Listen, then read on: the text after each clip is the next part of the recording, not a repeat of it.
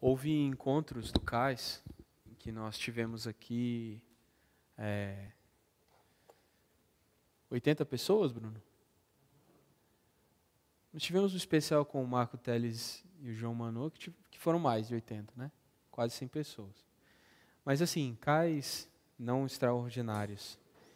Já foram muito populados, muito cheios. E o desafio do nosso coração é olhar para essas cadeiras aqui, que não estão tão cheias hoje, apesar do Senhor ter trazido alguns de nós, né?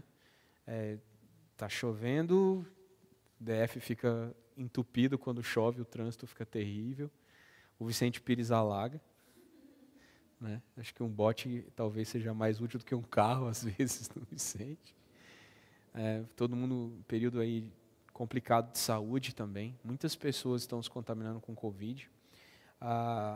Acho que muita gente não levou a sério que a gente teria uma outra onda no Brasil e diminuiu bastante os cuidados. Alguns deixaram de se vacinar. Por favor, não faça isso para o bem de todos nós. O que acontece? Nós estamos vivendo um período em que reunir não é uma coisa muito segura, né? Então, a gente aqui está usando máscara e etc. Não tem como cantar com máscara, fica um pouco complicado. A gente se expõe. Mas o desafio do nosso coração é olhar para essas cadeiras e ver o povo de Deus transcendendo essa realidade. O povo de Deus, ele não se reúne em um lugar só, ele não precisa estar fisicamente unido, mas os laços que nos unem são laços espirituais. Eu acredito que nós vamos ter desafios muito grandes pela frente, com a pressão constante, não só das questões sanitárias, mas de questões também políticas e de muitas outras naturezas, pressionando o povo de Deus. E, por fim, o que a Bíblia nos diz é que nós teremos um período de sofrimento, tribulação e perseguição. Não é isso que eu vejo, um número bastante expressivo dos meus companheiros de profissão, dos meus amigos pastores, não é isso que eu vejo muitos deles falando. O sentimento que eu tenho é que muitos têm tomado o Evangelho como uma forma de viver melhor o tempo presente. Porque parece que ouvir falar de Jesus traz um calorzinho para o coração, para quem cresceu numa cultura em que Jesus era algo importante. Então, as pessoas continuam indo a igrejas, continuam fazendo os seus rituais religiosos para ficar bem. E aí consegue se envolver com uma galera que moralmente ou parece ser melhor. Consegue continuar com alguns vínculos sociais com pessoas de uma índole aparentemente menos danosa. Consegue se envolver em alguma obra social, algum cuidado, alguma coisa assim que traz aquele calar para a consciência, né? E aí o Evangelho não é uma mudança do coração que se reflete em obras exteriores, mas é uma espécie de um clube de evangélicos, em que as pessoas estão ali por interesse. E tem o lance do entretenimento também, tipo de você ir para um lugar em que você tem as músicas que você gosta de ouvir, tocadas por pessoas que fazem isso bem, tem uma vibe, tem uma emoção, tem eu estou tentando lembrar o nome disso, mas tem uma vibe, dá um tchan, um tchururu. Você fica alegrinho, te dá uma lombra de uma onda, uma alfa, né? Você fica tipo, cara, a brisa, tem vários nomes, nenhum deles é bom. O momento do louvor, com 5 pessoas, a igreja tem que soar tão apaixonada por Jesus com 5 pessoas, quanto soa com 50, quanto soa com 150, com 500. A igreja tem que ser apaixonada por Cristo quando está louvando, porque não é sobre como a gente executa o louvor, é sobre quem está sendo louvado, os atributos daquele que é perfeitamente fiel. e que merece toda a nossa devoção, independente das condições em que isso é feito. E eu sei que eu sempre sou apocalíptico e funesto, mas é porque o Espírito Santo tem me visitado nisso, em alertar a igreja que me ouve, e por a igreja que me ouve eu não digo apenas vocês que estão aqui reunidos, ou mesmo vocês que podem nos acompanhar pela transmissão, mas todos aqueles que porventura serão visitados por essa palavra dentro e fora do nosso contexto cristão. É uma obrigação que pesa sobre mim de ensinar o povo de Deus a sobreviver ao naufrágio das estruturas. E é por isso que hoje a gente está falando exatamente disso, o Manual de Sobrevivência ao Naufrágio. Vocês lembram aqueles desenhos do Pateta que passavam quando a gente era criança, que tinha o Pateta nas Olimpíadas, tinha o Pateta jogando golfe, tinha o Pateta no hipismo? Isso é muito antigo, mas ainda é muito engraçado. Eu me sinto um pouco assim, o Pateta, tentando ensinar pessoas a fazer coisas que ele mesmo não sabe. Pregar a palavra é uma responsabilidade muito grande, porque às vezes a gente vai falar de coisas que a gente não consegue alcançar com a nossa medida de fé. Não sei se vocês já passaram por isso. Em algum momento você vai compartilhar algo com alguém, ou ajudar alguém em alguma coisa, que você mesmo, você está falando aquilo que você queria ouvir. Vocês passam por isso? Muitas vezes eu passei por isso, de estar ajudando e cuidando de pessoas em coisas que eu mesmo queria ser ajudado. Mas Deus nos deu a sua palavra. E a gente pode falar, mesmo quando a gente está aquém da mensagem, mesmo quando o profeta é muito inferior à profecia, ele pode falar com confiança, porque ele não fala de si mesmo, ele não tem que atestar aquilo que ele fala. A própria palavra de Deus é autossuficiente em se provar. O profeta sempre será inferior à profecia que ele carrega. E o mensageiro, o pastor, o pregador, o mestre, sempre estará muito aquém. Não criem expectativas a respeito dos que anunciam a palavra. Todas as suas expectativas devem estar na própria palavra, nunca em quem fala. Porque quem fala pode em algum momento se tornar um contra-testemunho daquilo que falou. Porque se ele está falando de algo muito acima do que ele mesmo é e pratica, ele não será digno daquela palavra jamais. Embora nós nos esforcemos muito para comparecer diante do tribunal de Cristo aprovados, existe a possibilidade que nós venhamos a tropeçar. E o que vocês devem fazer nesse momento? Se vocês estiverem em pé, cuidar para não cair e estender as mãos àquele que fracassa, a fim de reuni-lo à saúde do corpo. Porque no fundo, conforme a gente viu na semana passada, eu queria mexer um pouco com vocês hoje e mexer com o pessoal que está em casa também. Usem o chat para se comunicar, para que quem está assistindo em casa consiga ter a impressão de que tem outros seres humanos ouvindo, que não é uma coisa simplesmente... Cara, a transmissão online é a única opção que nós temos para alcançar algumas pessoas que simplesmente não podem estar aqui. E é muito ruim transmitir online, mas é muito pior não ter. Amém? Por isso eu quero que vocês que estão presencialmente aqui orem pelas pessoas que vão receber essa palavra em suas casas. E vocês que estão em casa, eu estou nessa aqui, né? Vocês que estão em casa, orem por aqueles que aqui estão. Porque essa palavra é muito séria, é muito profunda e eu ainda não consegui atingir a profundidade completa dela. E se o Espírito Santo nos incomoda a fim de falar do fracasso das estruturas, é porque ele planeja fazer o mar ficar mais e mais revolto. Semana passada a gente contou a história de Paulo, e a gente vai continuar nessa história, de como ele enfrentou a voragem do mar na viagem que ele estava fazendo para Roma, certo? E a gente terminou a exposição no versículo 26. Vocês estão me acompanhando? Todo mundo está com a Bíblia aí?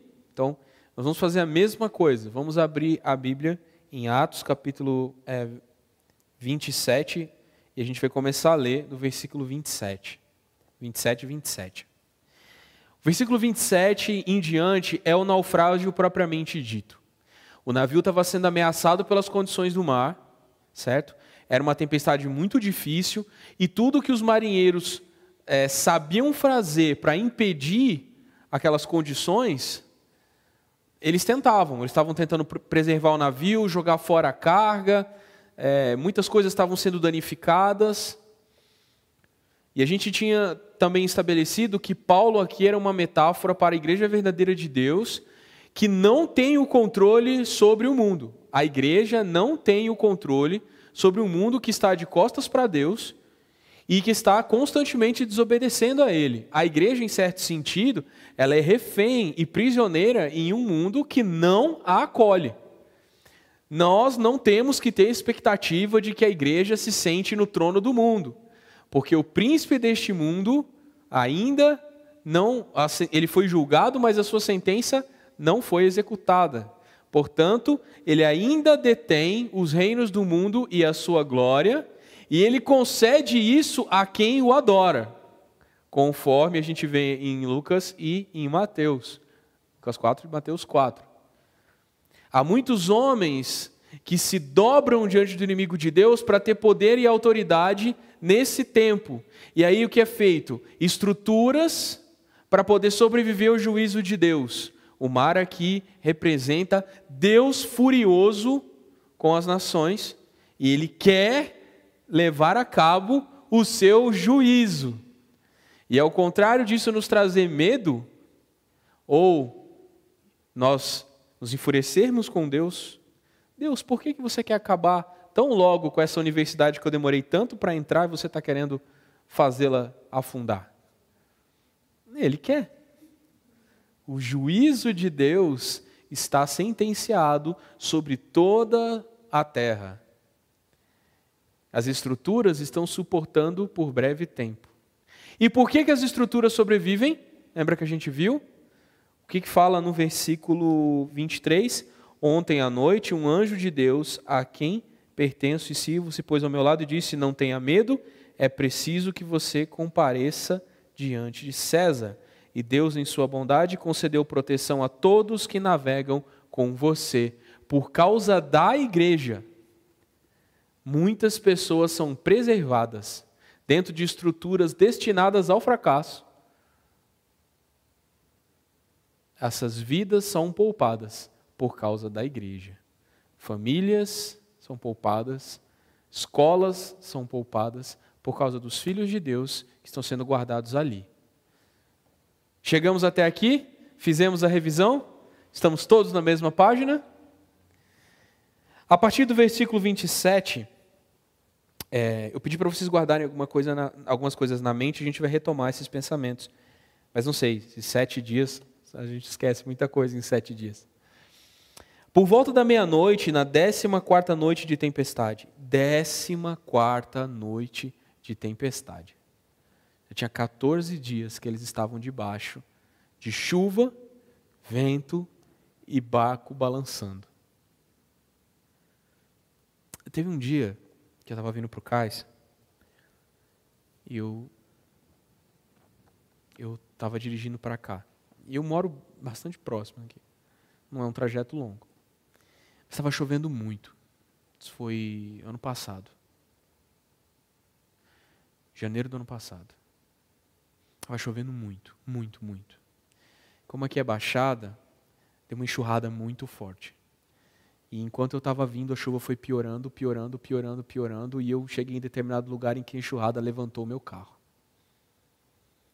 Meu carro ficou com as 4 rodas suspensas por alguns segundos. Eu perdi a direção. O meu carro virou um bote.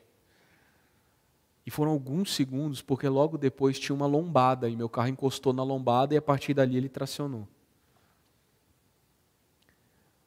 Foram segundos de desespero. Foram segundos de desespero. Deu aquela gelada, sabe? Quando gela, você fala assim, nossa, eu estou numa caixa de metal flutuando em cima da água. E agora? Eu não perdi completamente a noção, o carro não bateu nem nada, eu só tive aquela sensação de, opa, subiu e agora, ops, lombada. Graças a Deus. Reclamo tanto das lombadas do bairro, nesse dia eu parei de reclamar. Agora imagina 14 dias sem controle algum do seu peso. Sem controle algum. Embaixo de você, metros e metros, centenas de metros, talvez 1 quilômetro. Será que tem 1 quilômetro de profundidade? Não sei, o Mediterrâneo é um mar raso, né? Centenas de metros de água. E essa água não está tranquila. Ela está chacoalhando você, de um lado para o outro. E em cima de você, o teto é vento, fúria, relâmpago e ódio. É como se Deus estivesse zangado com aquele barco. É uma situação completamente oposta à de Jonas, né? Porque quando você vai lembrar de Jonas, isso me ocorreu agora. Será que eu acho Jonas aqui? Porque Jonas é um livrinho difícil de achar. Eu entendo se você não acha Jonas. Passou Jonas. Jonas é... Eu estou fazendo aquele negócio de decorar os livros do Antigo Testamento, a ordem dos livros do Antigo Testamento com os meus filhos. Eu fiquei encarregado de decorar a ordem dos profetas menores. Eu vou fracassar miseravelmente. Achei. Jonas. Jonas capítulo 1, versículo... o versículo... Vamos começar aqui do 4. Jonas fugiu do Senhor, né? Aí fala assim, o Senhor, porém, enviou sobre o mar um vento forte, caiu uma tempestade tão violenta que o navio estava prestes a se despedaçar. Com muito medo, os marinheiros clamavam a seus deuses para que o socorressem e lançavam a carga ao mar para deixar o navio mais leve. Enquanto isso, Jonas dormia profundamente no porão. Então o capitão desceu para falar com ele. Como pode dormir numa situação dessa? Disse, levante-se e ore a seu Deus. Quem sabe ele prestará atenção em nós e poupará nossa vida? Então a tripulação tirou sortes para ver qual deles havia ofendido os deuses e causado a terrível tempestade. Quando tiraram as sortes, adivinha, nego jogou o dado, deu quem? Elas indicaram que Jonas era o culpado. Por que essa terrível tempestade veio sobre nós? Perguntaram, quem é você? Qual a sua profissão? De onde vem? Qual a sua nacionalidade? Qual o número do seu sapato? Jonas respondeu, sou hebreu e adoro o Senhor, Deus dos céus, que fez o mar e a terra.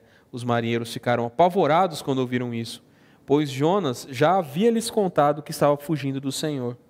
Por que fez uma coisa dessas? Disseram. E visto que a tempestade piorava cada vez mais, perguntaram, o que devemos fazer com você para que a tempestade se acalme?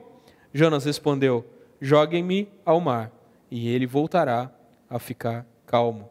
Eu sei que essa terrível tempestade é culpa minha. E aí Jonas é lançado ao mar e adivinha, a tempestade acalma. Porque ele estava fugindo de Deus. Aquela tempestade era a causa dele. A situação com Paulo era diferente. Paulo não estava fugindo de Deus, ele estava cumprindo a vontade de Deus. E aí a tempestade veio do mesmo jeito. Mas a vida de Paulo foi preservada e de todos os que estavam com ele. Você fazer a vontade de Deus e seguir os caminhos que Ele determina para você, não evita que as tempestades cheguem à sua vida. Pelo contrário, algumas vezes você vai enfrentar tempestades justamente por ser obediente ao Senhor. Mas com o Senhor a garantia é que a nossa vida está preservada. Se não a vida desse corpo, porque a gente pode partir numa perseguição, numa situação, numa doença, a gente pode partir num acidente, num evento, mas a nossa vida eterna é garantida. A nossa verdadeira existência é garantida independente das tempestades.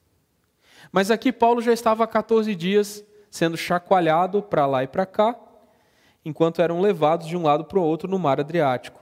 Os marinheiros perceberam que estavam perto de terra firme. Lançaram a sonda e verificaram que a água tinha 37 metros de profundidade. Falei que era mais raso?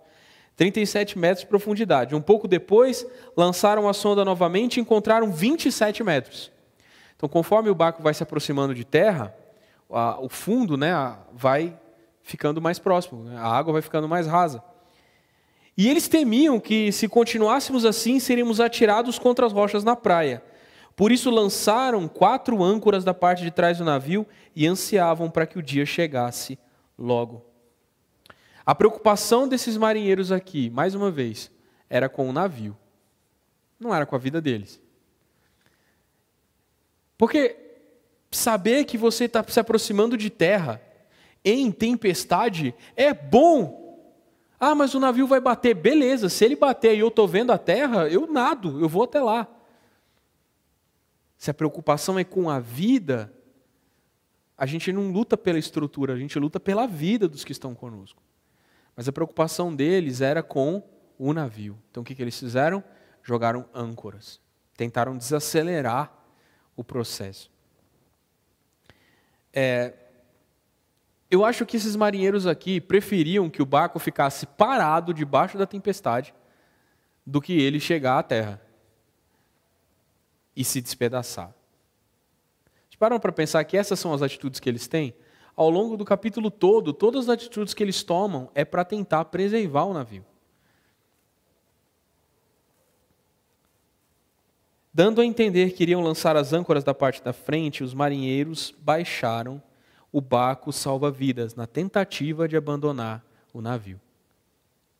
Tinha alguns espertos, sabendo que na frente desse barco tinha salva-vidas, barco salva-vidas, falaram assim, cara, estamos chegando em terra, esse navio vai quebrar, o que a gente faz? Bora, vamos lá na frente, vamos cortar as cordas, vamos jogar o bote e vazar. O bote é capaz de boiar mais do que essa banheira aqui, que está toda lascada, né? Aí Paulo teve a sabedoria de Deus alcançou Paulo e ele falou assim, Paulo então disse ao oficial no comando e aos soldados, se os marinheiros não permanecerem a bordo, vocês não conseguirão se salvar. Aqui eu quero falar e pedir ao Senhor que dê sabedoria para vocês entenderem. Quando o Senhor apareceu para Paulo e lhe falou que ele viveria e todos que estivessem com ele, parece que havia uma esfera em que havia se guardar. A esfera era os que estiverem perto de Paulo, os que estiverem no navio com Paulo. Se as pessoas saírem do navio, elas saem dessa zona de proteção. Às vezes, a gente consegue perceber que certas estruturas da nossa vida, seja o trabalho, seja família, às vezes até certos contextos de igreja, estão sendo atacados pelo mar. E a nossa vontade é de sair, fugir. A melhor coisa a fazer é ir embora. Cara, aqui só tem briga, aqui só tem problema, aqui toda hora.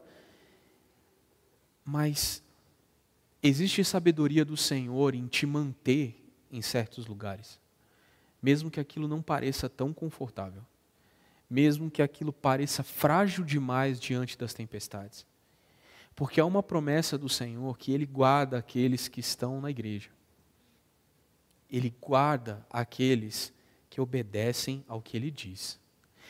Mesmo que a igreja esteja em uma situação difícil, mesmo que esteja batendo vento e que é o lugar em que Deus guarda você. A sua família briguenta, complicada, enjoada, limitada, que diverge ideológica e politicamente de você, é o lugar em que Deus está guardando você, apesar da cabeça dura dos que pilotam o barco. Em algum momento, pode quebrar o seu trabalho, pode quebrar a sua escola, famílias quebram, infelizmente.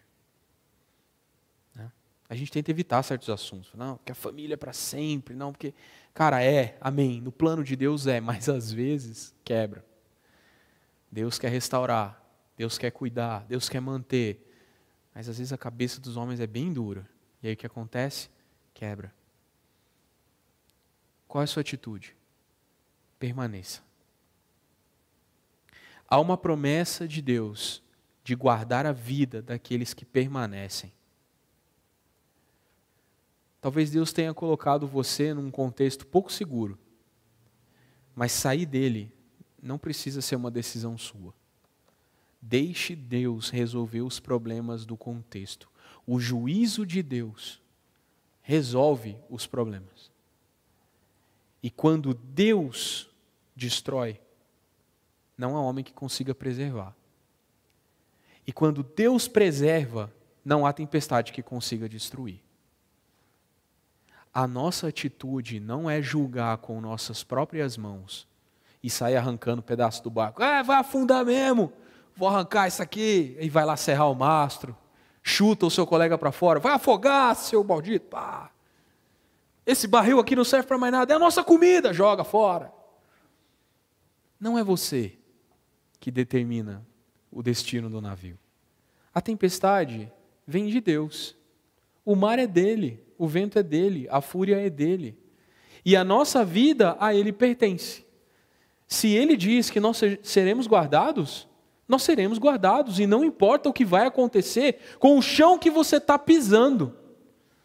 A realidade visível é frágil diante do poder de Deus, capaz de fazer coisas miraculosas por aqueles que ele ama. Deus dobra o espaço e tempo quando lhe agrada. Salva, ressuscita, cura. Quando Ele quer. A nossa vida está segura nas mãos de Deus, debaixo da orientação que Ele nos deu. E a orientação que Ele nos deu é: sustente-se na estrutura, mesmo que ela pareça fadada a algum tipo de dano. Paulo, então, contou essa história para ele, disse, se não ficar no barco não dá para salvar. No 32 ele disse, então os soldados cortaram as cordas do barco salva-vidas e o deixaram à deriva.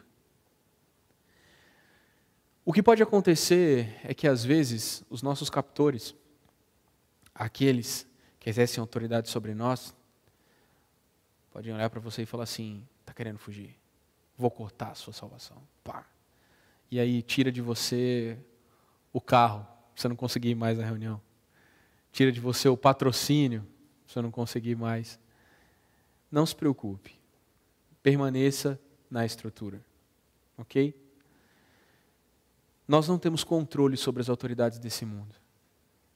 E uma coisa que é muito triste é que a igreja faz alianças, às vezes, iníquas. A igreja institucional, as instituições religiosas, fazem alianças iníquas com aqueles que governam as estruturas. Vocês estão entendendo do que eu estou falando? Elas falam assim, nós precisamos defender a nossa posição no mundo, porque não pode ser assim, porque a igreja tem que... E sabe o que acontece? Você faz um pacto com um oficial que te mantém preso. E aí ele corta o seu bote salva-vidas. As questões de governo e etc. já estão na mão de Jesus. E Jesus já colocou tudo debaixo dos pés da igreja. Mas há um tempo ainda em que essa realidade não está manifesta ao mundo. Sabe qual é o nosso momento agora? O nosso momento agora é de guardar o nosso coração e a nossa fé em Deus até que o momento da glória seja revelado. E nós não devemos nos aliar a esse mundo em nada do que ele faz e fala. Nem aquilo que nos parece moralmente correto, e muito menos aquilo que nos parece imoral e injusto. O bem e o mal pertencem à mesma árvore do conhecimento, lá no princípio. E o homem que tenta exercer o bem por si mesmo, acabará por fazer o mal. Romanos 8. Nosso negócio é com Deus. E nós servimos as instituições desse mundo e obedecemos a elas, sabendo que para isso a igreja foi colocada, para através da obediência e das boas obras, dar testemunho do reino invisível de Jesus. A gente vota porque tem que votar, porque é uma atribuição cívica. Estamos numa democracia, muitos homens morreram, homens justos e muitos, inclusive cristãos, defenderam a liberdade e um modelo de governo que entre os piores que existe é o menos ruim. Nós cumprimos com essa atribuição. A nossa consciência deve estar limpa quando fazemos isso. mas nós não depositamos a nossa esperança na urna eletrônica. E não é porque a gente acha que ela é fraudada. É porque a gente sabe que quem governa é Jesus. E eu posso apertar qualquer número lá. É a vontade de Deus que vai ser feita. Deus estabelece reis iníquos sobre nações que precisam ser julgadas. E Deus estabelece reis bons para favorecer a igreja que está nessas nações iníquas. Reis bons a Deus pertencem, reis iníquos a Deus pertencem. Não é função da igreja eleger bons reis. A função da igreja é servir ao seu tempo, com a sua consciência limpa, sem depositar esperança em nenhum governante. O único governante que merece a nossa esperança é Jesus. Quem tem ouvidos para ouvir, ouça o que o Espírito diz às igrejas. Enquanto amanhecia, Paulo insistiu que todos comessem. Lembra que a gente falou na semana passada que eles estavam sem comer? E aqui, no início da narrativa, ele nos diz que eram 14 dias de tempestade. As pessoas estavam, olha só o que ele fala. De tão preocupados, vocês não se alimentam há 2 semanas, disse ele. Jô, você que é um cara aí, 3 em 3 horas você tem que comer alguma coisa. 14 dias vai? Não vai? Cara, 14 dias sem se alimentar direito. Com medo. Cara, nenhum estresse que a gente viveu na pandemia se compara ao que esses caras estavam passando. 14 dias sem se alimentar direito num bagulho balançando, mano. Com 40 metros de água embaixo de você.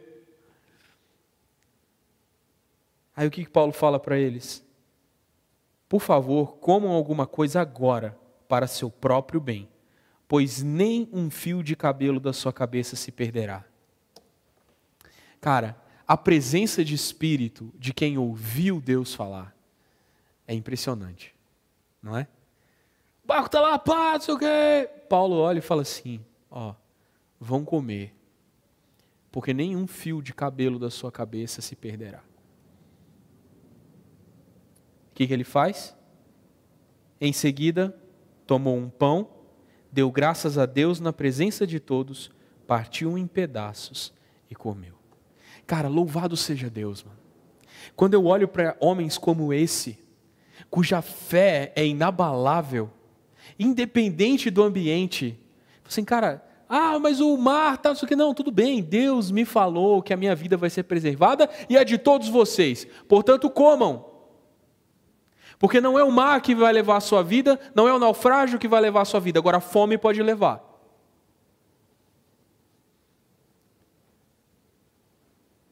Homens com fome fazem coisas estúpidas. Eu sei bem disso. Falam coisas estúpidas, não conseguem pensar direito.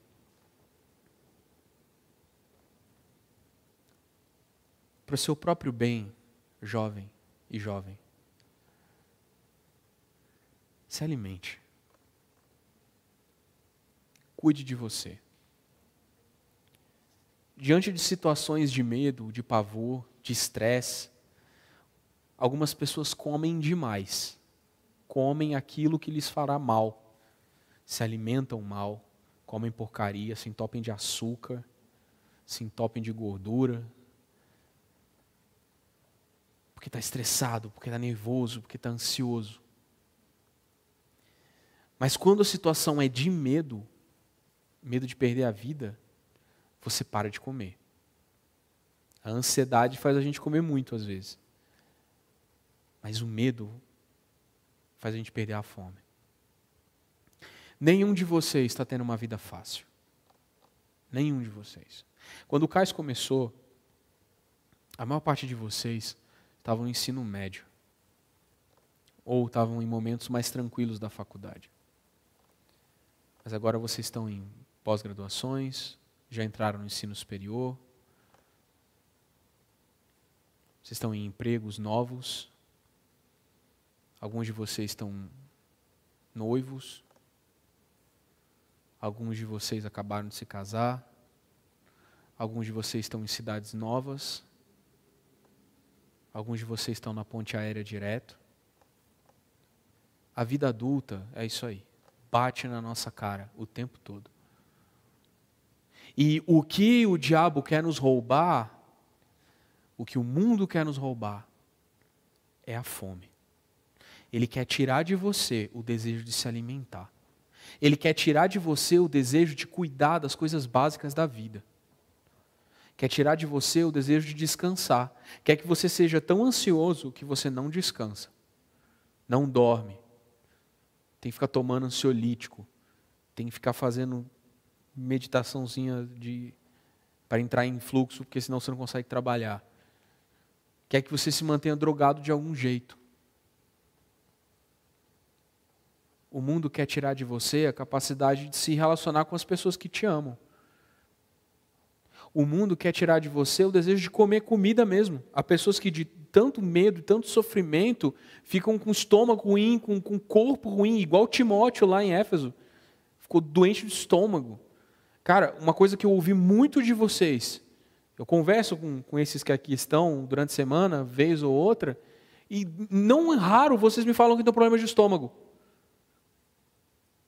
O que é isso? Ansiedade, nervoso, medo, tá longe da comida da mamãe, iFood demais, paladar estragado por comer porcaria. Você acha que o diabo está interessado em você ter um corpo saudável? Não está, ele quer que você seja zicado, problemado, zoado. Por quê? Porque um homem e uma mulher doente não é útil no trabalho de Deus como um homem e uma mulher saudável. Ele quer que você engorde e vire um animal gorducho. É mais fácil de abater você. Ele tira de nós o cuidado com a nossa própria saúde. E todas elas.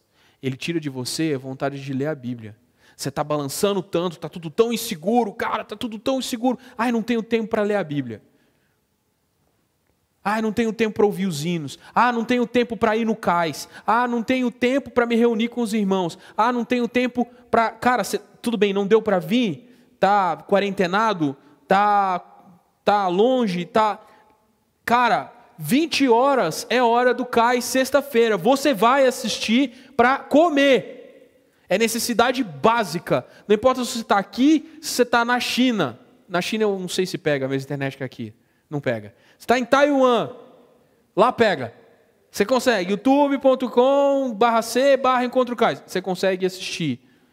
E a comida que a gente está transmitindo não é diferente da comida que a gente está comendo. Rola a diferença porque a gente não está perto. Mas, cara, Deus está usando todos os meios para manter os seus filhos alimentados. Tá ou não tá? A igreja no Guará rala. A igreja no Guará rala para continuar mantendo as transmissões. Por quê? Porque há irmãos nossos que não podem se reunir e o Senhor está chegando na casa deles com o iFood pela internet. Isso é obra de Deus. Cara, tem pelo menos uma década que eu grito aos quatro ventos que a igreja tinha que estar na internet. E agora a igreja entendeu isso. E sabe o que está acontecendo? Está chegando na casa das pessoas. Talvez tenha tornado a gente mais mole. Porque antes a gente se sacrificava para vir, porque não tinha transmissão. Se você não viesse, você perdia. Mas por outro lado, você pode ser preguiçoso, mas há irmãos que estão impossibilitados de verdade. A gente tem que valorizar, cara. Valorizar. A gente é muito menino, a gente é muito mimado. A gente é muito criança. A gente não dá valor. A gente não consegue olhar para a realidade com os olhos de Deus. O que está acontecendo no planeta Terra é espiritual. Mudança climática é espiritual. Governo do Brasil é espiritual. Guerra na Ucrânia é espiritual. Tudo que acontece no planeta Terra tem origem no céu. Se você se converter, tudo vai apontar para Cristo. Mas enquanto você for incrédulo, ou enquanto você for infantil na fé, os seus olhos só conseguem ver as coisas da terra. O homem carnal cogita das coisas da carne. E Jesus olha para ele e diz assim: afasta de mim, Satanás, você é uma pedra de tropeço. Jesus falou isso para um discípulo dele chamado Pedro. Quando Jesus falou assim: é necessário que eu morra. Pedro chegou e falou: não, Jesus, você tem que se preservar, tem que cuidar de você. Jesus olhou para ele e falou assim: sai daqui, Satanás. E ele não acusou Satanás, não acusou Pedro, porque Pedro estava com uma faca atrás de Jesus. Não, foi porque ele falou assim: você cogita das coisas do homem. Cogitar é pensar frequentemente. O que Jesus está falando é assim: você, Pedrão, isso é Mateus 16. Você, Pedrão, está deixando Satanás falar por meio da sua boca. Porque ele está usando os seus pensamentos carnais. Sabe quais são os seus pensamentos carnais? Você quer cuidar da sua vida na carne. Você quer que eu viva enquanto eu fui mandado para morrer. O que o diabo quer fazer é tirar você da vontade de Deus. E a vontade de Deus para você é: fica no barco, senta e come. Porque comida tem, oportunidade tem, palavra tem, cuidado tem, pastores tem. Há muitos jovens em muitas realidades de igreja que não tem um amigo espiritual, não tem um líder, não tem um cuidador, não tem alguém que se responsabiliza por você. E vocês têm tido. Há pessoas responsáveis por cuidar de você. Tudo que você tem que fazer é bater um zap para esse cara, para essa irmã. Nós temos amizades verdadeiras aqui. A gente pagando um preço por cada um de vocês. Um preço de oração. Um preço de sacrificar tempo com a família. Um preço de fidelidade. Não é uma sexta-feira no mês. É toda sexta-feira no mês há pelo menos 8 anos.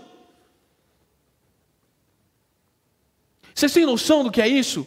Nada que eu fiz na minha vida durou tanto tempo, a não ser o meu casamento, porque foi Deus que fez. E os meus filhos, porque foi Deus que fez.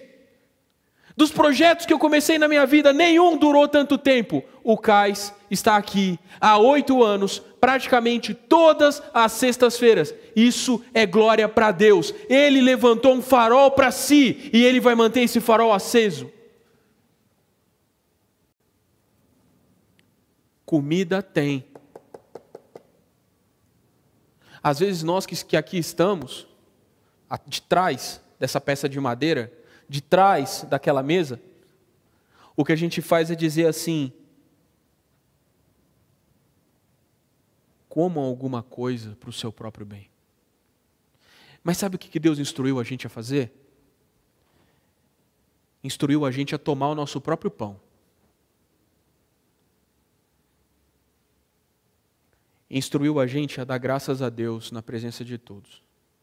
Assim, ó, vocês estão há 14 dias sem comer, sabe o que eu vou fazer? Eu vou comer eu vou comer. Eu vou pegar o meu pão, eu vou dar graças diante de vocês.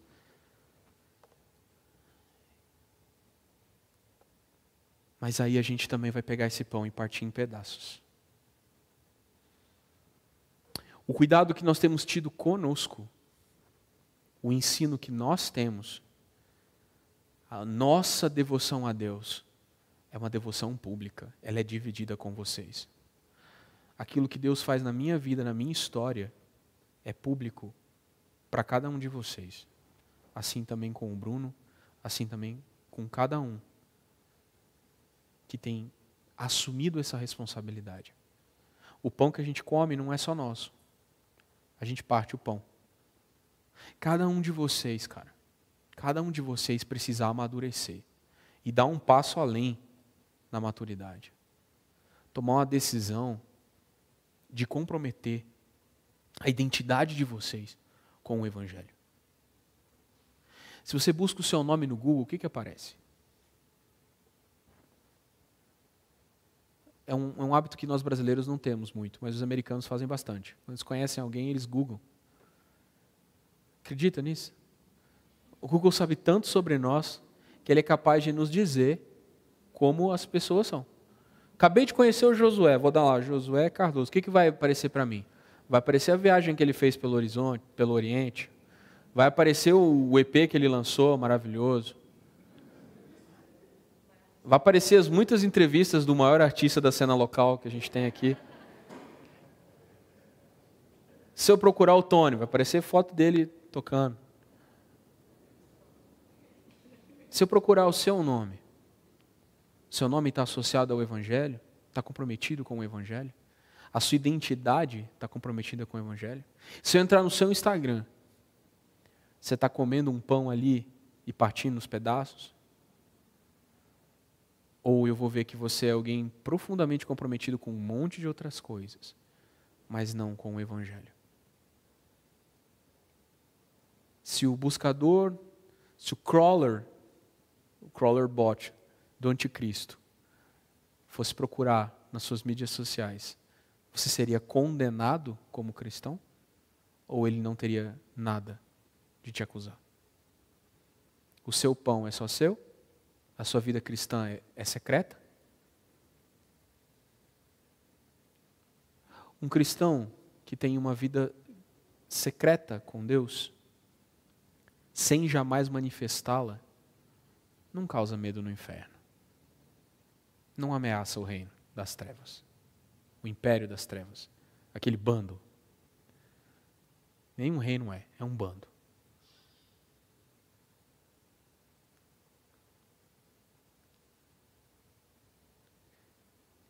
Eu quero convidar vocês a entrar na aventura de anunciar o Evangelho publicamente nos meios que vocês tiverem. Comprometer a identidade de vocês com o Evangelho. Disso advém muitos problemas. Pessoas que precisam de Jesus, que estão com fome, que estão confusas, vão procurar você. E aí você vai ter que se comprometer cada vez mais, porque cada um vai começar a importar muito para você. Gente que está perto, gente que está longe. Gente que você gostava, gente que você não gosta. Eles vão começar a contar segredos para vocês. E quando você conta um segredo para alguém, você se comprometeu para sempre com essa pessoa.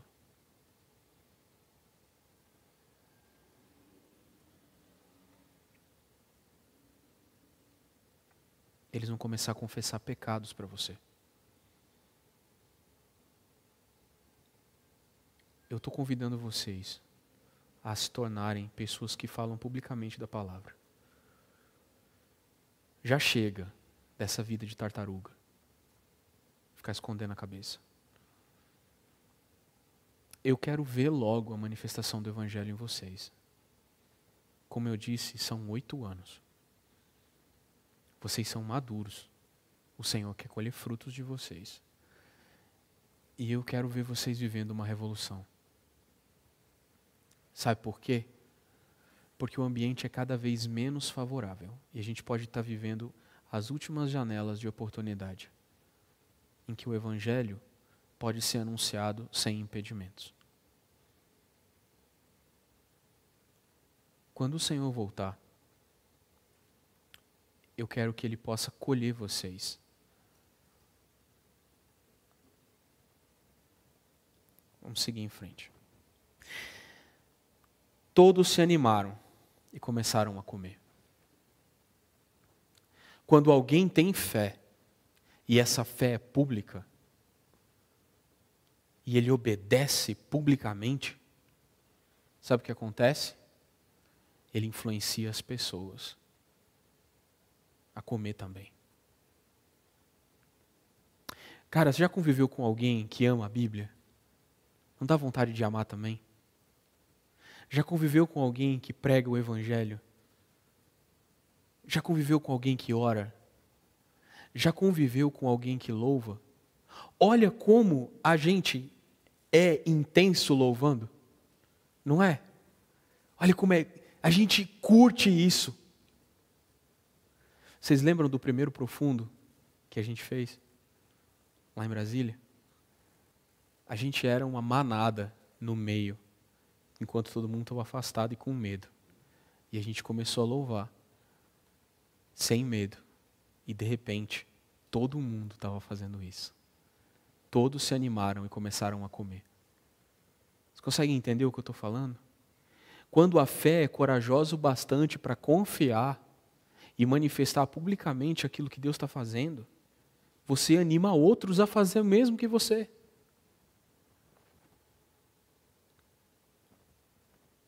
Você gosta das pessoas que estão perto de você? Você gosta dos seus companheiros de trabalho? Você gosta dos seus amigos de faculdade? Você gosta da sua família? Então mantenha eles alimentados. Inspire eles. Inspire as pessoas a amar Jesus. Ame Jesus diante dos homens. E ame os homens diante de Jesus. De modo que a sua vida seja inspiradora para os outros. Não é mais uma questão de nós vivermos uma vida oculta, delegando a um organismo apessoal a responsabilidade de manifestar o Evangelho.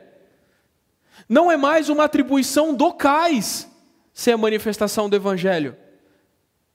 Porque o CAIS é uma estrutura, e como uma estrutura, ele está condenado ao naufrágio.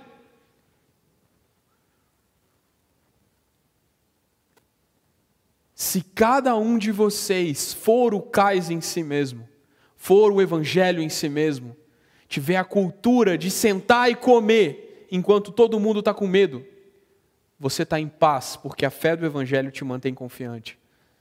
Então cada um de vocês será em si mesmo um CAIS. Você acha que a gente é apegado a isso aqui? Ao rolê de sexta-feira? Não.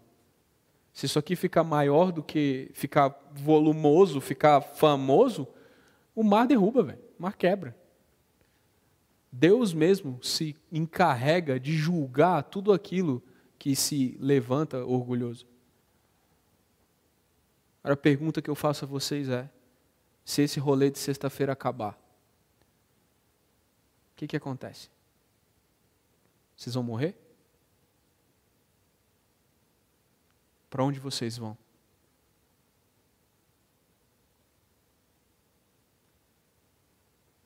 A gente vai marcar outro. Vai ter outro. A ligação que existe entre nós não é porque a gente vai para o mesmo lugar. É porque nós somos a mesma família. Nós temos a mesma identidade.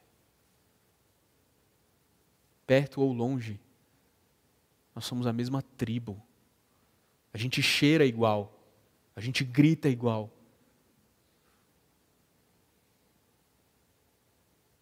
É uma questão de identidade. Cristãos são isso, filhos de Deus. Igreja é isso. O dia que as estruturas de igreja forem proibidas de se reunir, a gente vai continuar adorando nos porões, nos secretos, nos galpões, nas trevas.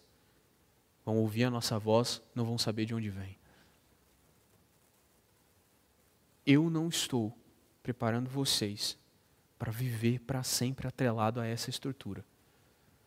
Eu quero formar em vocês uma identidade de filhos de Deus, capazes de sobreviver a tudo, até ao fracasso do CAIS.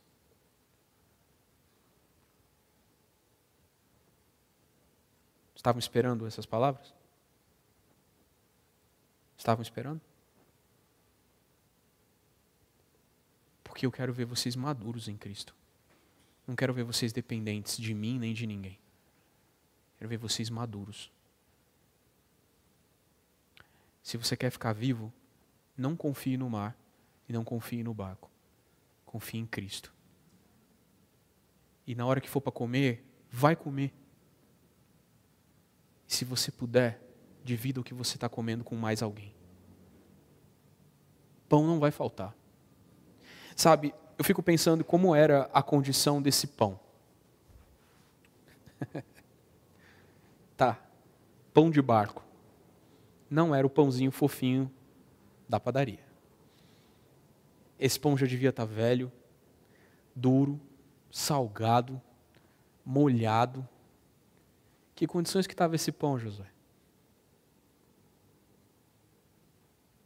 Talvez não fosse o melhor pão, mas era o que tinha.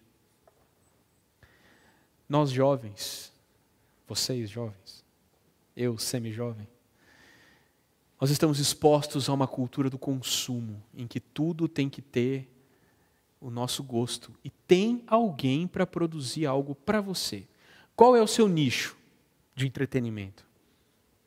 Eu gosto disso, tal. O algoritmo vai achar algo para você. Qual é o seu gosto musical? O algoritmo vai encontrar algo para te oferecer.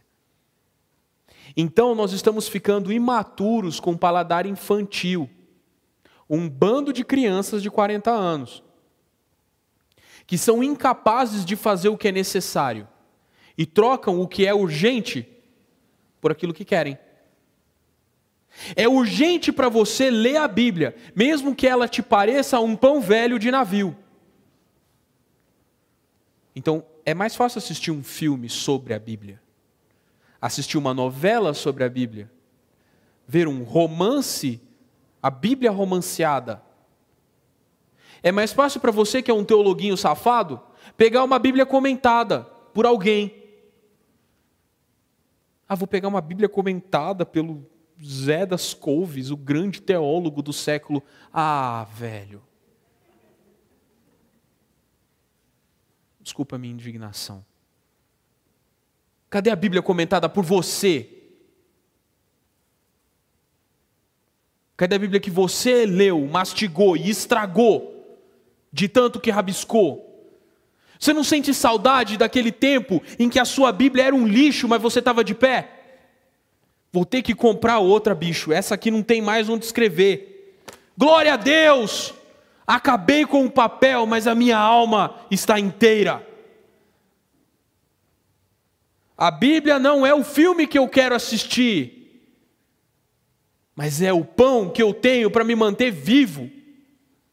Não é uma questão de gosto, não é uma questão de escolha, não é uma questão de prazer. A sua alma caída não quer Deus. Foi só meu celular. É o fracasso da estrutura. A sua alma caída não quer Deus. Repita isso para você mesmo. A minha alma caída não quer Deus. Eu quero qualquer coisa menos Deus. Porque Deus não me pede nada além de obediência. O que Deus me pede é: anda na minha presença e obedeça a minha lei. Mas graça. A lei da graça é infinitamente mais rígida do que a lei do Antigo Testamento, porque ela trabalha com as suas intenções. Ela vai lá dentro de você e revela o seu coração. Porque antes dava para ser legalzinho daqui para fora, todo podre por dentro, mas as minhas atitudes são ilibadas. Aí vem o Espírito Santo e faz assim: eu vou mostrar o que está dentro do seu coração, vou virar você do avesso. Vou te colocar em tempestades que vão revelar que você é um ansioso. Vou te colocar para passar fome, para te mostrar que você não faz o que é preciso, você faz o que quer. Aí fica 14 dias com fome, caindo pelas tabicas, porque deixou de ler a Bíblia, porque deixou de se alimentar do que era justo e saudável.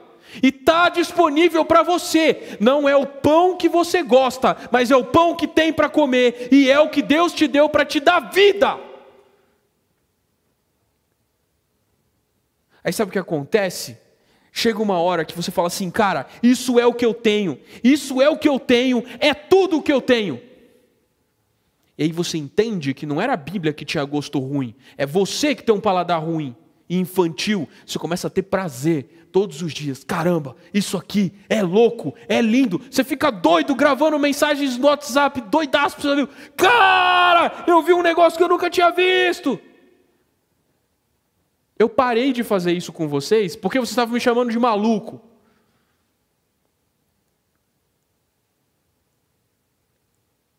Mas é ou não é apaixonante olhar para a Bíblia? O fogo que está nos olhos de Jesus começa a queimar dentro do seu peito, mano. É louco o bagulho. Vocês acham que eu sou exagerado? Vocês não viram ainda um homem apaixonado o suficiente por Jesus. Ele brilha nas trevas. Nós somos meninos. Há homens que quando você conversa com eles, você fala assim: Deus, leva o teu servo porque eu vi a salvação de Israel. Você está aqui. Ele fala assim: não, fica tranquilo, não se proste, não. Eu sou só um servo. Já andou com alguém que ama Jesus? Não dá vontade de amar também? Me responda, não dá vontade de amar também? Agora, por que você não é essa pessoa? Tudo que você tem que fazer, mano, é sentar e comer, velho. O pão está até partido. Livros e mais livros. Bíblias e mais Bíblias. Podcasts. Uma infinidade de mensagens publicadas no canal do Cais. Isso sem contar todos os outros canais de todas as outras igrejas que invadiram o YouTube. Cuidado, não é tudo que é bom. Há uma quantidade inenarrável de porcaria. Mas há muita coisa cheia de fogo para você ficar doidão do Evangelho. E ser o maluco que está sentado zen, enquanto está todo mundo doido. Ah, vai afundar, você está lá, ó. Você está lá, ó. Pão. Quer ficar tranquilo? Vem comer também. Glória a Deus! Eu não consigo me segurar. Havia um total de 276 pessoas a bordo. Não era um barquinho. Era um baita barco com 276 bicos dentro. 14 dias sem comer, quase 300 pessoas. Vocês não têm ideia da loucura que estava. Para para pensar, vocês já leram esse texto e entenderam isso? Eram quase 300 pessoas com fome. Meus filhos, quando estão com fome, eu tenho a impressão que eles vão me morder. Imagina que são 300 pessoas com fome. Depois de se alimentar, a tripulação aliviou o peso do navio mais um pouco, atirando ao mar toda a carga de trigo. Depois de comer, a gente tem força para trabalhar mais um pouco. Sem comer, não tem trabalho. Vamos para o 39. Nossa, eu estourei o horário pra caramba. Eu vou continuar falando, sinto muito. Ao amanhecer, não pode cair, ninguém senta na janela para não cair, vocês conhecem essa piada. Ao amanhecer, não reconheceram a terra, mas viram uma enseada com uma praia e cogitaram se seria possível chegar ali e atracaram o navio. Então cortaram as âncoras e deixaram no mar. Esses caras não decidem o que eles fazem, né? Ora joga a âncora, ora corta a âncora, ora joga o barco, corta o barco. Ou seja, eles não sabem o que eles estão fazendo. Depois afrouxaram as cordas que controlavam os lemes, levantaram a vela da frente e foram rumo à praia.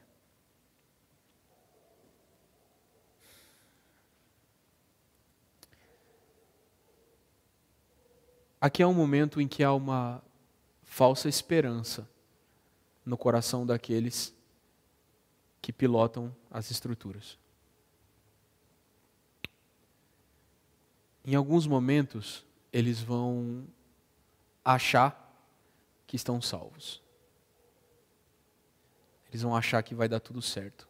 E aí, sabe o que eles fazem nesse momento? Cortam as âncoras. Lembrando, as âncoras representam a estabilidade, o avanço seguro, e eles afrouxam os lemes. O leme é o que dá direção para o navio. Vai ficar tudo bem, relaxa, deixa correr o barco.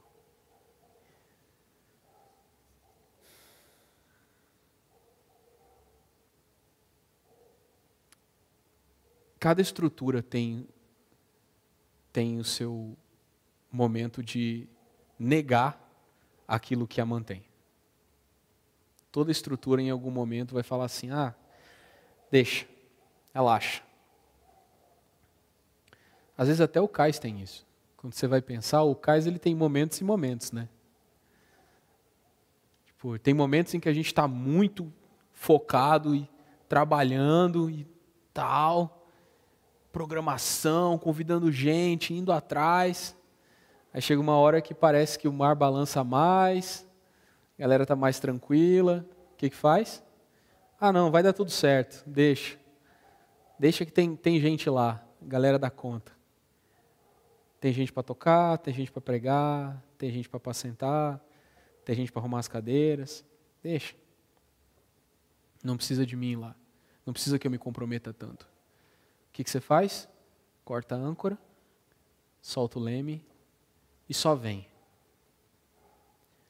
Às vezes o nosso comprometimento com a igreja é assim. Ah, tem irmãos para cuidar. Pode deixar. Só preciso ir.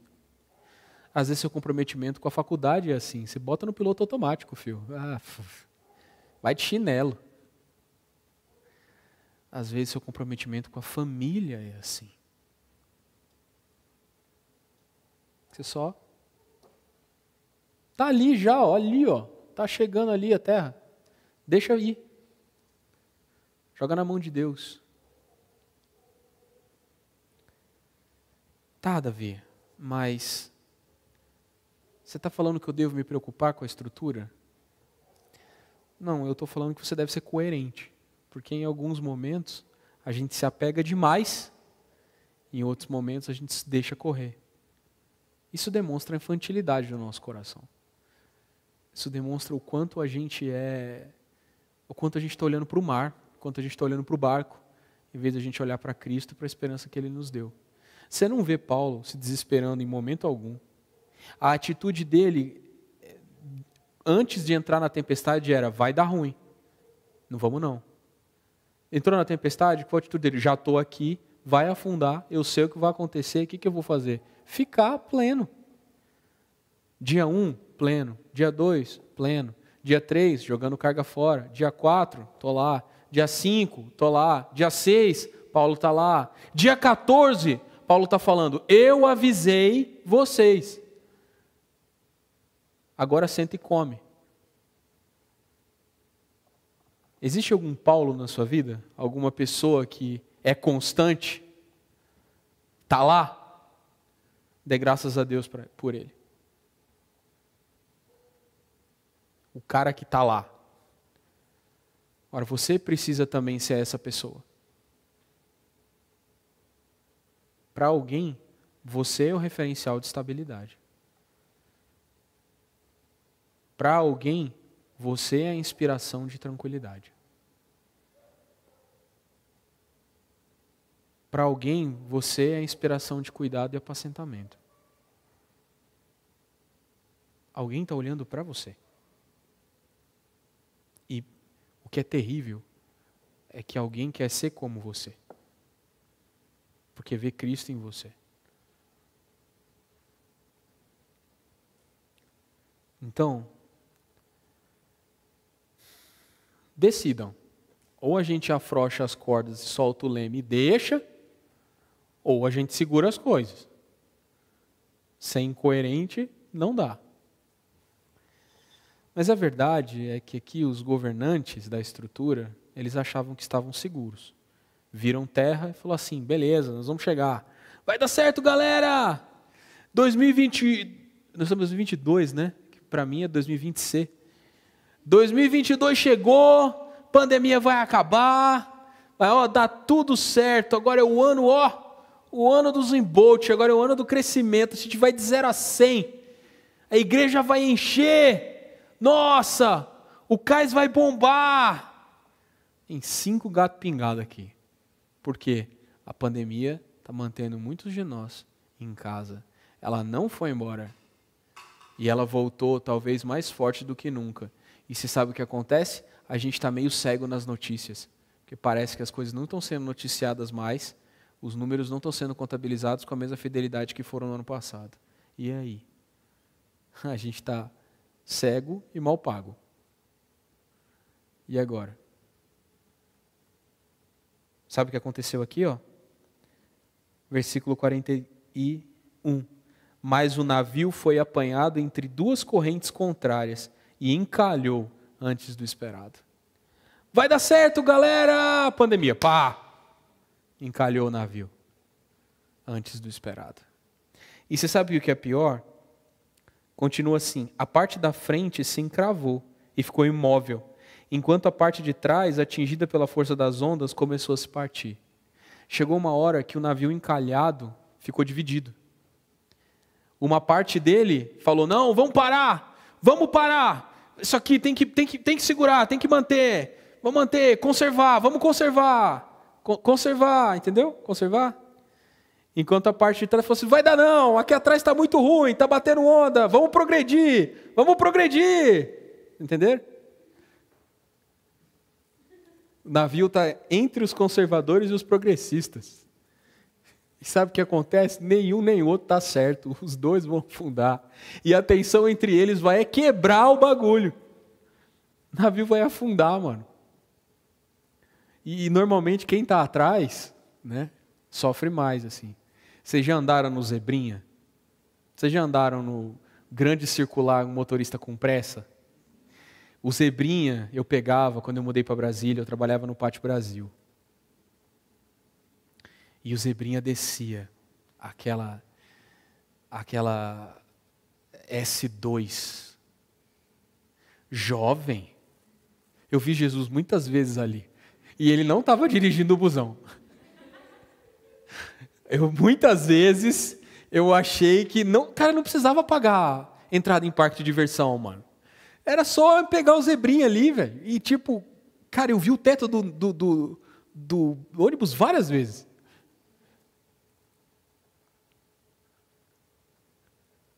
Quando a parte de trás é mais ameaçada que a parte da frente. Socialmente também. Em muitos sentidos, vocês representam uma parcela bastante privilegiada da população.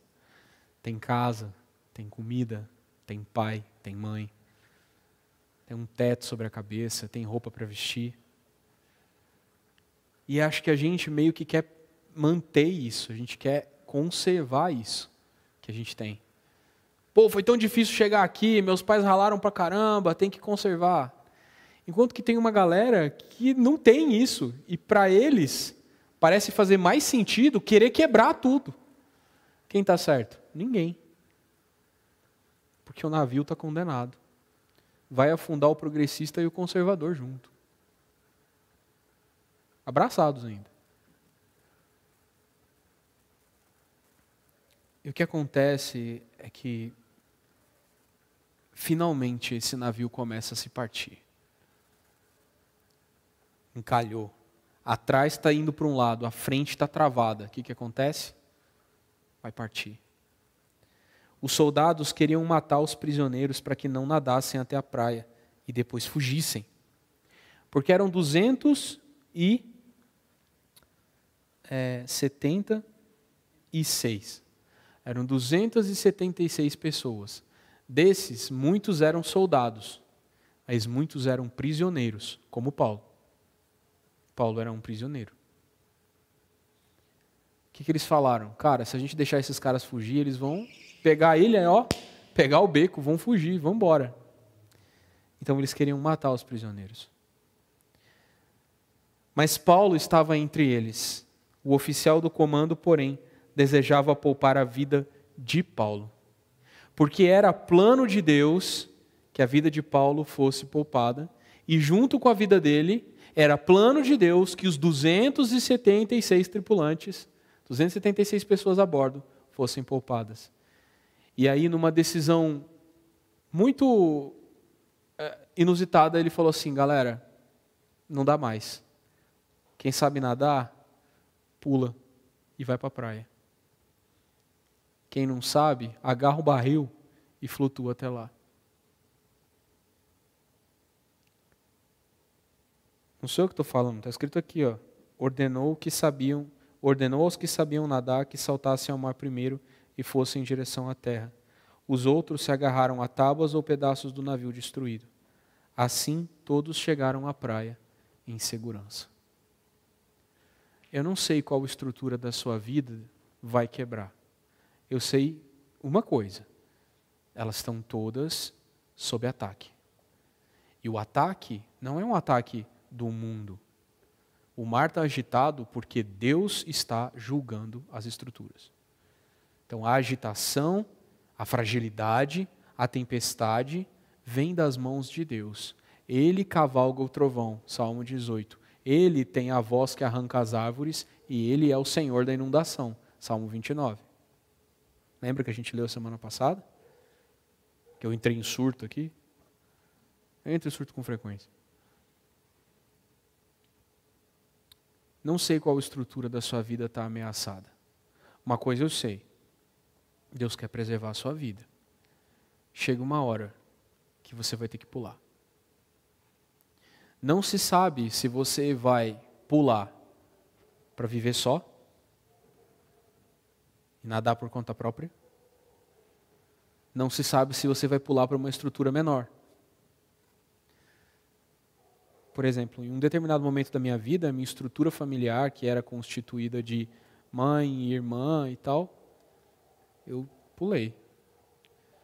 Não necessariamente porque ela estava com problema, mas porque eu fui estabelecer uma nova estrutura familiar. Eu não podia ficar da mesma. Conheci alguém, me apaixonei, me casei. Comecei uma nova estrutura. Talvez isso aconteça com você. E aí vai ser uma coisa pacífica. O seu pai, que é o seu oficial de justiça, que está te mantendo cativo, vai te dar a liberação. Ou não. Ou você vai ter que sair de uma estrutura familiar problemática, porque as coisas estão pegando e não tem para onde ir. Cara, eu estou apanhando aqui, tenho que vazar. Já vi pessoas que, para manter a sanidade, tiveram que se afastar de núcleos familiares problemáticos. Pessoas que sofriam abusos, pessoas que eram impedidas de reunir. Deus me livre isso aconteça com vocês. Talvez você que está assistindo a gente esteja numa estrutura de igreja que não te alimenta, não cuida de você, não te apacenta. E talvez essa estrutura esteja fadada ao fracasso. Pode ser que chegue um dia em que você tenha que nadar sozinho. Ou então, encontrar uma outra estrutura para flutuar. Pode ser que chegue um dia em que o cais deixe de ser útil nas mãos de Deus. E que a gente decrete o fim, a falência do nosso sistema de flutuação. Lembrando que o cais não flutua, tá? É importante. Isso é um detalhe importante, né? Mas digamos que um dia ele venha a flutuar. Por isso que ele chama cais. Ele não está no mar, ele está na terra. Mas isso é importante e vocês que conhecem a história sabem. Mas o fato é, vamos dizer que um dia a gente fracasse e o Espírito de Deus decida não falar mais por meio de nós. Sabe o que você tem que fazer? Pegar suas coisas e nadar. Ou encontrar destroços do navio, o que sobrou do que um dia foi glorioso, e viver. Porque a segurança não está no mar. A segurança não está no mar. Não importa quão bonito e tranquilo seja o seu navio, quão equipado, quão fantástica seja a estrutura. Enquanto estiver no mar, está correndo risco. Eu viajo de avião. Eu não tenho medo de viajar de avião. Mas chega alguns momentos em que eu falo assim, esse avião é top. Estou pegando até o Wi-Fi no avião. Massa. Mas eu estou bem alto, numa caixa de ferro.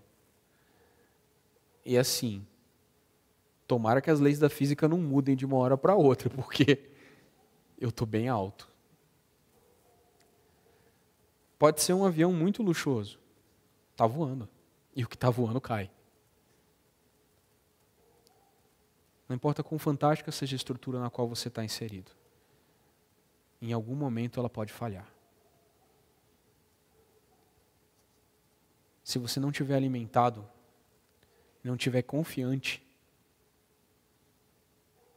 não souber que Deus disse que você não morre, enquanto Ele não mandar, você vai ter medo. E você vai fazer de tudo para salvar a estrutura. Enquanto Deus não quer salvar a estrutura, Ele quer salvar a sua vida. A estrutura é só um meio de manter você flutuando até chegar em terra firme. Não se apeguem às estruturas. Se apeguem à vida. De conselho prático, o que eu dou a vocês? Estabeleçam relações entre as pessoas. Comunhão.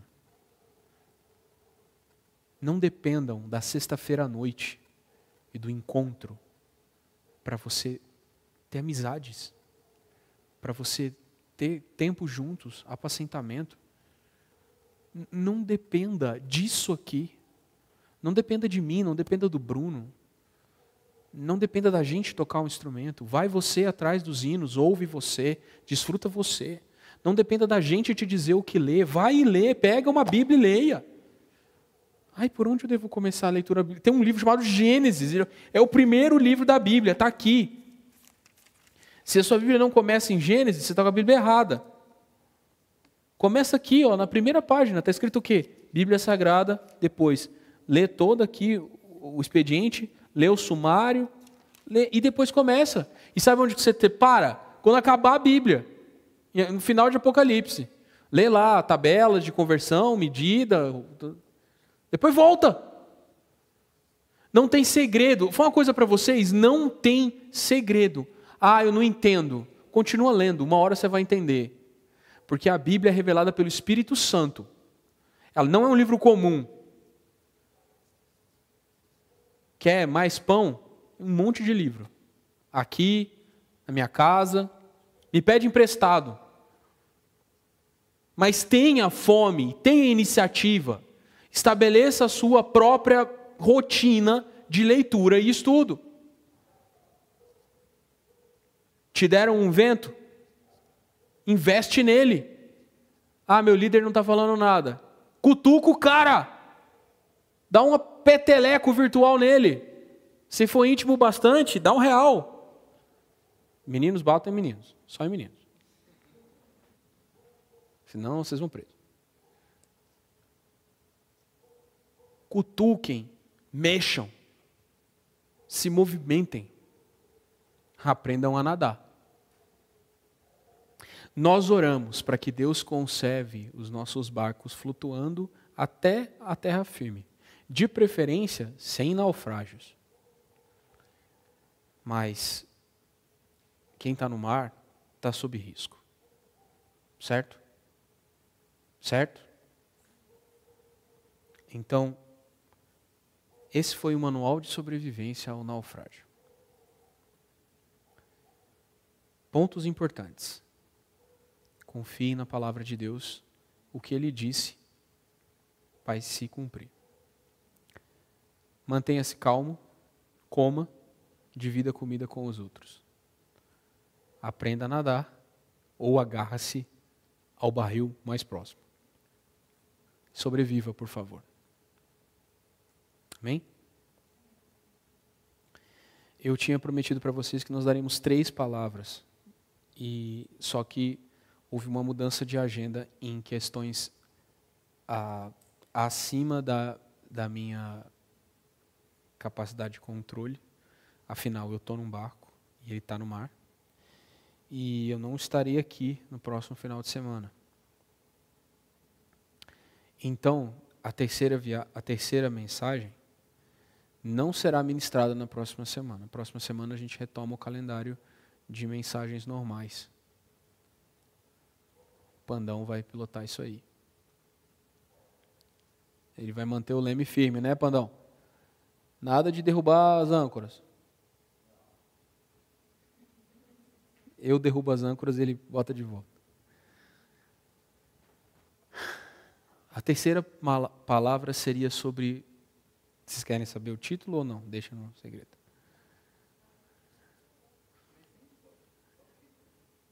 É tipo Vingadores Ultimato, né? Qual que é o spoiler? A terceira mensagem seria sobre um dilúvio de fogo. O juízo de Deus sobre essa terra não é mais em água, é em fogo. As estruturas que nós estamos construindo para sobreviver não são necessariamente a prova de água, elas precisam ser a prova de fogo. Isso implica em estabelecer estruturas diferentes. Deixa esse pão girando aí, vocês reflitam a respeito. Orem por mim. O mar está agitado. Deixa eu perguntar uma coisa para vocês. Eu tenho a tendência a ser muito didático. E às vezes me alongo demais no que eu falo porque eu tenho a tendência a ser didático. E agora eu comecei a dar aula, eu estou ficando mais didático ainda. Então, a pergunta que eu faço é: vocês compreenderam? Eu só vou saber se vocês compreenderam baseado na atitude que vocês terão a partir de agora. Vocês que aqui estão e vocês que estão nos assistindo, eu vou cobrar isso de vocês também. Combinado? Então é isso. Quero orar por vocês. Fiquem de pé. Que eu vou fazer uma oração de fogo aqui.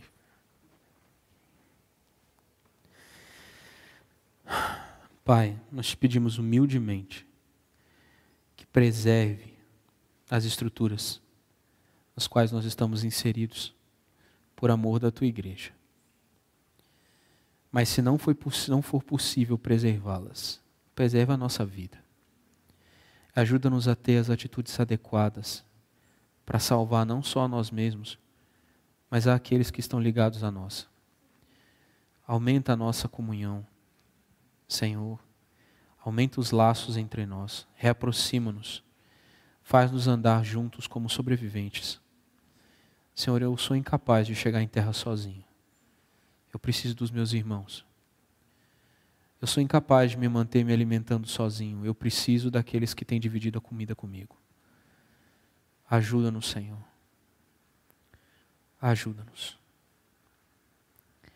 Prende-nos à terra firme, Senhor. Se for possível, adia um pouco mais o teu juízo, para que mais e mais pessoas sejam salvas, mais e mais pessoas tenham oportunidade de se alimentar. Mas se o Senhor deseja abreviá-lo, Senhor, então salva-nos. Tudo está nas tuas mãos. Nós não podemos fazer nada sem ti. Nós não temos controle sobre esse país, sobre a nossa cidade, sobre os nossos empregos. Não temos controle sobre nada na nossa vida.